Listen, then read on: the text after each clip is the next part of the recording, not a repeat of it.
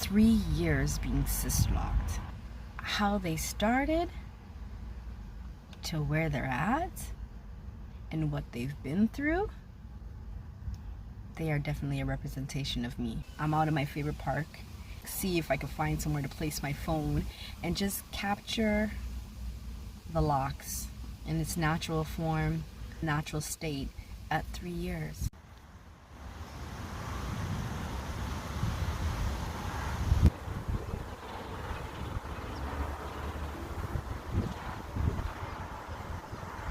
It actually feels so good to let your hair blow in the wind. It feels so good on your scalp.